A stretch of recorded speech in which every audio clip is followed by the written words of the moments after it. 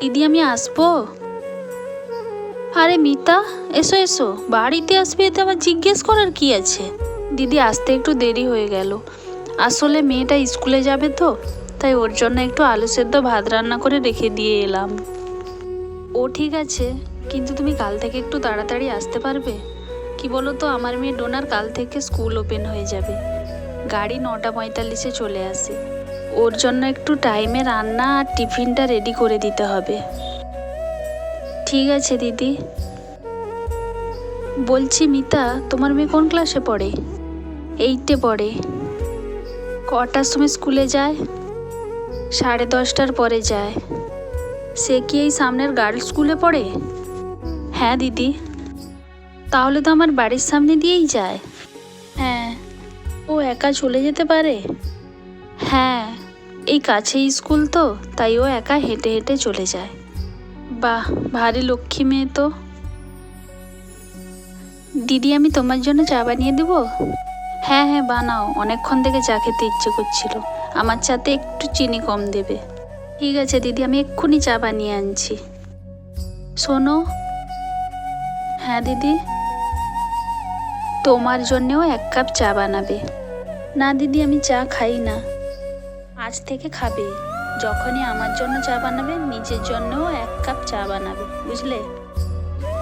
ঠিক আছে দিদি।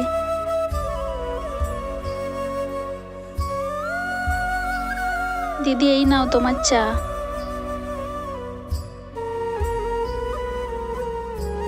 বসো না, দাঁড়িয়ে আছো কেন? আগে বসে চাটা খাও, তারপর অন্য কাজ হবে।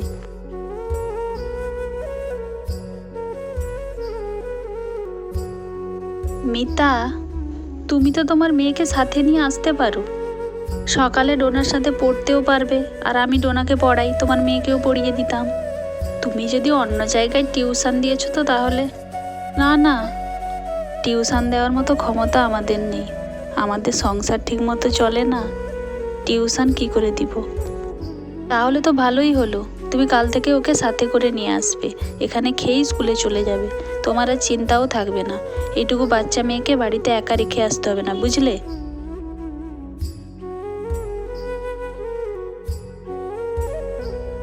কি হলো মিতা, তুমি কাঁদছো কেন? আমি কি তোমাকে কোনো কষ্ট দিয়ে ফেললাম? কি হয়েছে বলো? না না দিদি, তুমি কি করে কষ্ট দিতে পারো? তাহলে তুমি কাঁদছো কেন?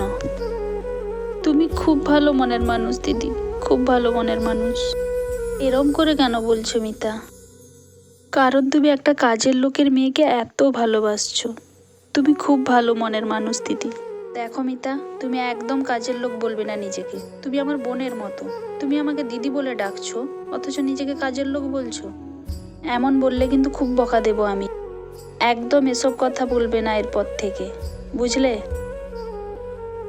ঠিক আছে দিদি। চা ঠান্ডা হয়ে গেল তো? এরপর কি চায়ের শরবত খাবে নাকি তুমি? হুম।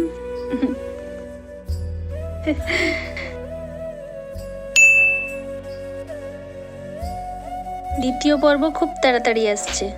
প্রথম পর্ব কেমন লাগলো অবশ্যই কমেন্ট করে জানাবেন।